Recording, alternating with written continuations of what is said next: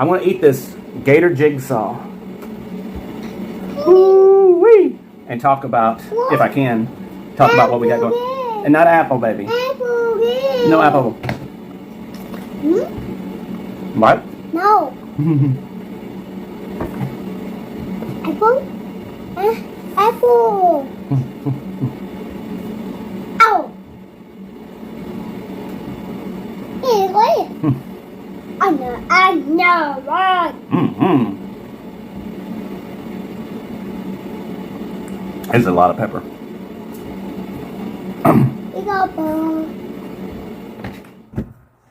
This Hades.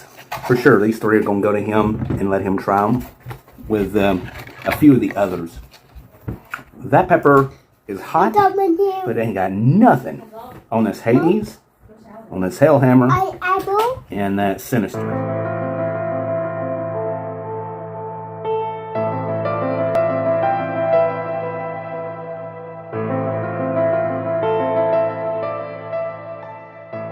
I have an NK Hades chocolate.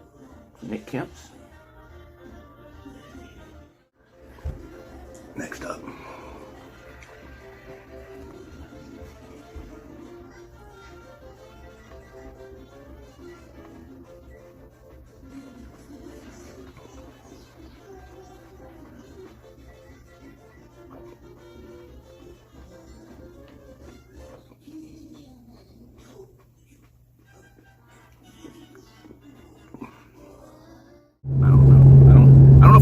Drive a vehicle and do both of these. As hot as these peppers have been from Nick Kemp's, I don't know if that's going to be very smart. But I guess like things are freaking huge. I had this one. I don't know if I've ever had this one before, but I had this one last year. This is the NK Hades. The NK Hades. I was also thinking about the Sinister, but the Hades is, whoo, that's a monster right there. That is a monster pod. And this is the Gator Jigsaw. We are coming up into some heavy rain. This will be interesting for the video. So, weighing them out. I'm going to go with the Hades. I'm going to go with the Hades in this video. Yes, I'm taking the pods to Louisiana with me. Taking a trip to check on family. I got some family in from Germany, actually. Hopefully I'll be able to swing by and get to see them over at my uncle's house. And this is a quick turnaround, so I'm going to definitely try to visit. I'm understanding I'm invited to a fish fry. So that's going to be very, very interesting. I love that. Now, I got quite a few things to do when I'm in town, so I'm going to try to work everything in because I'm going to turn around and get right back. Alright, so anyways, this is the NK Hades from Nick Kemp's Hell Garden. Take a look at that bad boy, would you? Look at that some bitch. Look at that some bitch. Would you just look at that some bitch? Alright. We're going to bite into this. Driving in the rain in Houston with all this damn traffic. Boy, you don't think right sometimes. Uh-oh. We got construction up here. I hope this road ain't messed up. They detouring us for construction. Great. That means I'm going to bite into this thing and then the camera's going to fall and just mess up my whole video. Yeah, they're working on these roads. That's one thing I'll give about Texas, man. They put some money in their roads. They do. Even the wore out roads are smoother than the ones in Louisiana. Alright, let's get into this. Come on. Lord help me.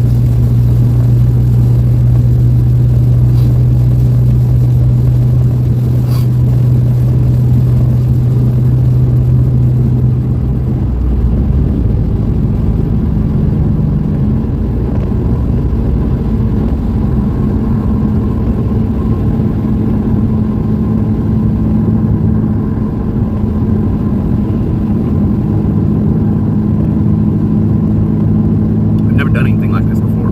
Eating a pod while going down the road. Interesting.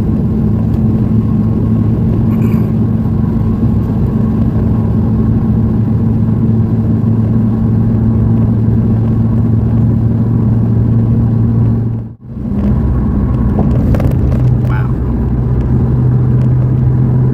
That is a hot pod. Yes, sir, indeedy. And we got the NK Hades. This is a big one. This is probably the bigger one that I've had so far. It's a big old pod. Let's get a weight on that. Oh, hang on just a second. And we got the chocolate prima tali. 12 grams. It's pretty big for a pod like that. Oh,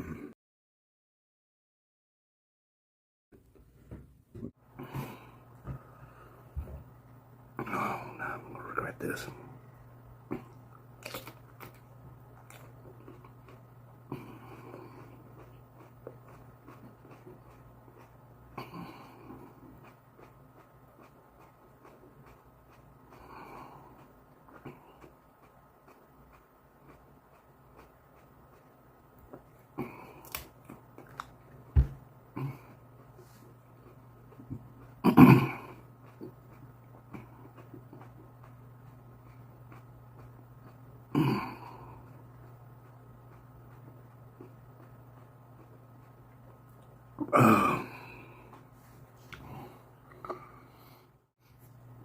Chocolate prima tali.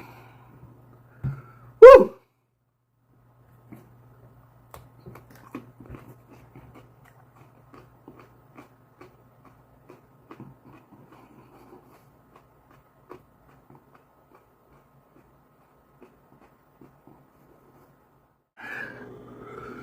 Oh, I might be close to a 9, man. No, I can take more than this.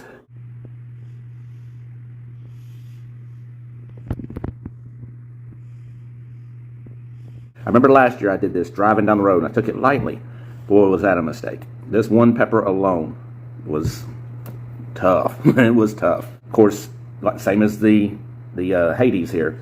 It won't test on the Scoville scale as high as some like a red pepper will, but it will on the mouth. And of course, we got the Hades.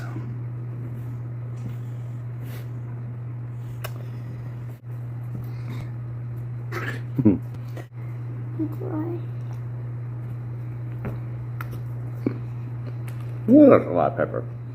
It's spicy? You better believe it. Bet your socks and dollars it is. The peppers. Mm-hmm. Boy. Them some hot peppers, y'all. Ain't no joke.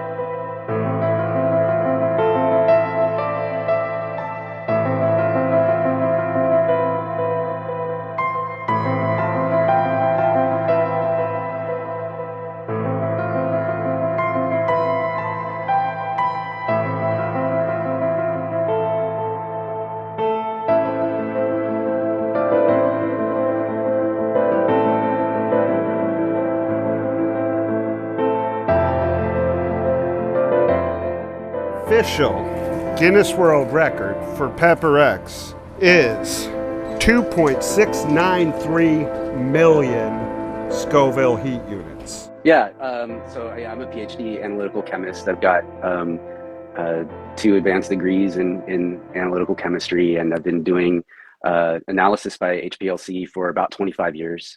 We're very lucky to see this report. Professor Callaway is widely published in very high quality analytical chemistry journals. And but in this particular report, we do see some deviations from the accepted methodology for pepper testing for Scoville heat units, and particularly the calibration, as you point out. So whenever you're doing a chemical analysis with an instrument, you'll need to calibrate that instrument. For example, if you could use a digital scale to essentially count how many marbles there are in a sample, but you'd have to calibrate it first. You would, put 2 marbles on the scale and, see an ounce. You get 4 on there, you see 2 ounces, and you keep on going up and up until however high you want to go in terms of like how big the samples are that you're going to measure. And then so when you actually get all those points. You can draw a line through them, and then you get a measurement that's 1.5 ounces, and you're like, oh, there's 3 marbles in there in that sample. So that's what you have to do with calibration, and that's what you'd have to do with this instrument, which is called a high performance liquid chromatograph that uses a ultraviolet detector. It's the same principle. And for every different kind of molecule that you measure, you have to do a different calibration. So in other words, if you were going to try to measure golf balls with that same digital scale, you would have to do another calibration curve for golf balls because they weigh a different amount than marbles do. In this case, we're looking at capsaicin and dihydrocapsaicin. And in the accepted methodology, the response that they have on this HPLC with the UV detection is very similar. It's within about 5%. And actually in Dr. Callaway's report, you can see that they generally do see good agreement with that when they calibrate dihydrocapsaicin and capsaicin separately, they're within 5%. But in this report, when you actually look at the calibration data, they're off by over 50%. So it indicates that something is not right about the calibration. Another issue that we see is that the PepperX measurements for capsaicin and dihydrocapsaicin were quite high. And in this case, they were off the scale of what had been calibrated. So, let's say we ran that marble standard curve from, 2 marbles to 10 marbles, and that went from, 2 ounces to 20 ounces or whatever, but then you record something that's 50 ounces. That's not within the calibrated range of that digital scale. And in this case, their measurements for capsaicin and dihydrocapsaicin were out of the scale of where they established their predictable quantifiable range. So those two calibration issues taken together do suggest that the results are not quite quantitative.